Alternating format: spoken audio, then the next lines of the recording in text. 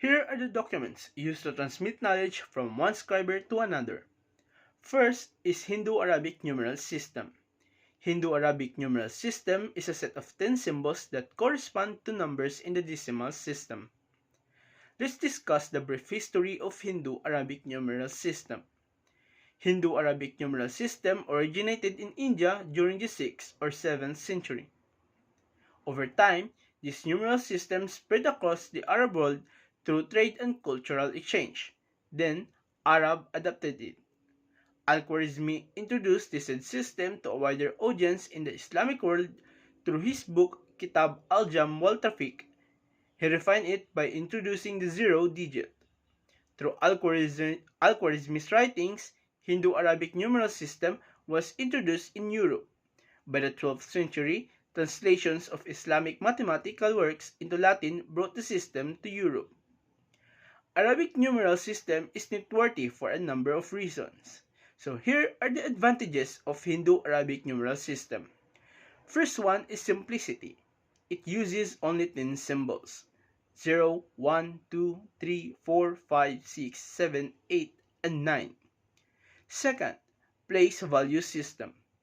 This system is positional, which means the position of a symbol has a bearing on the value of that symbol. For instance, the digit 3 in 347 has a larger value compared to 7. Third, efficiency. With this system, it is more easy to do arithmetic operations. Because of these advantages, it comes to the point where Europeans replace their own numeral system, the Roman numerals, with Hindu-Arabic numeral system. Currently, people across the globe are using it.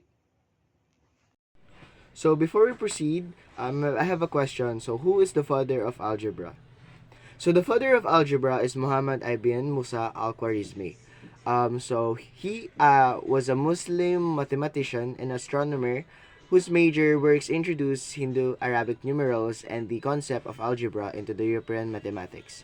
Latinized version of his name and of his most famous book titled live on the terms algorithm and algebra. He was one of the most esteemed members of the House of Wisdom, which was the Grand Library. The Persian traveled to Baghdad in the early 19th century from a region of Central Asia just south of the Aral Sea in modern-day Uzbekistan. So, fun fact about Muhammad. So, he was a prominent director of a famous library in Baghdad called the House of Wisdom. He translated and adapted significant mathematical and scientist texts from earlier Greek and Indian scholars. He revised and updated one of the Ptolemy books on cartography and geography. He is known as the father of the algebra. So one of the quotes of Muhammad is, "Courage is poorly housed that dwells in numbers.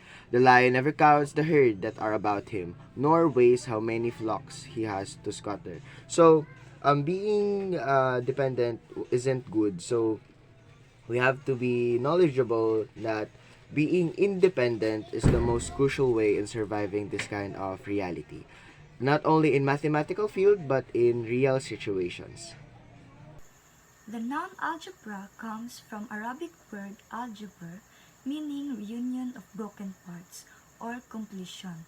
And makita nato ni siya sa title sa book ni Al-Khwarizmi.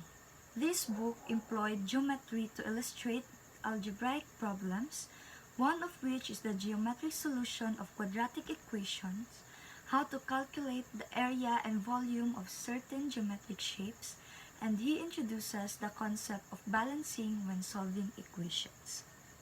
So, diba, sa geometry is mangita ta sa area and volume sa shape. That's why Al-Khwarizmi said that his work is the easiest and most useful because ma-apply siya in real life, like measuring land inheritance and surveying.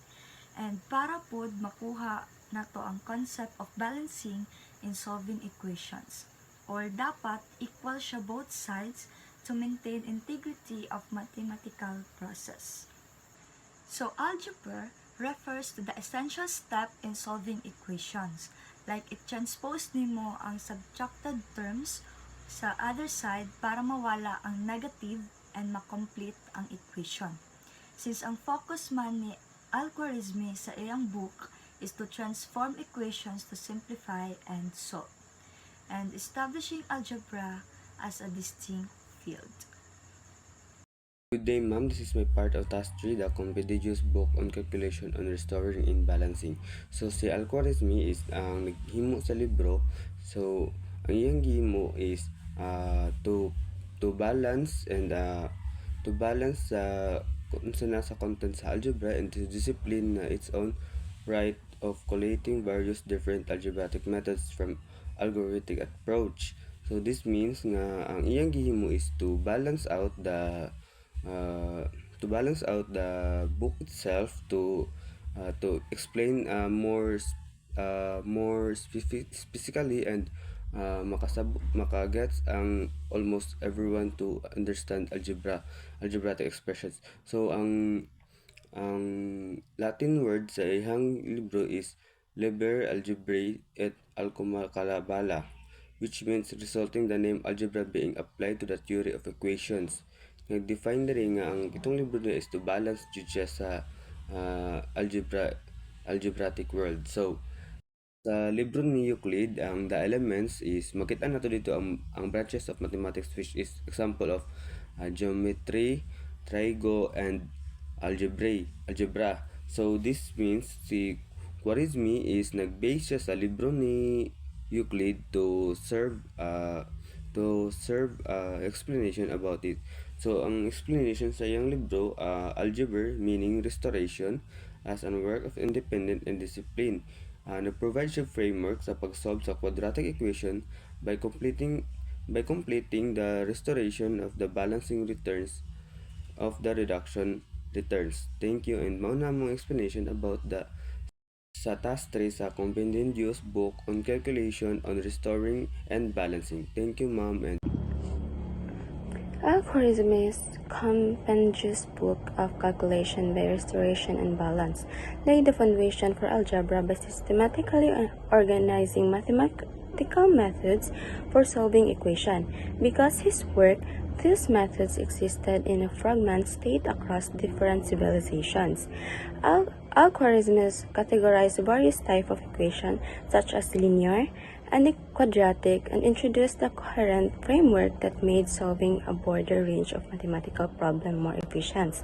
His use of geometric proofs to explain algebraic concepts link algebra with geometry, making absent ideas more tangible and providing a visual understanding for the method. This book influence extend beyond its time as it laid the groundwork for future development in mathematics and established algebra as a distinct field. The term algebra itself, derived from the Latin translation of his book, evolves from referring to specific equation solving techniques to representing a wide array of mathematical concepts. Al-Khwarizmi's systematic approach and his methods of describing unknowns greatly influenced both Islamic and Western mathematics, shaping how algebra thoughts and understand today.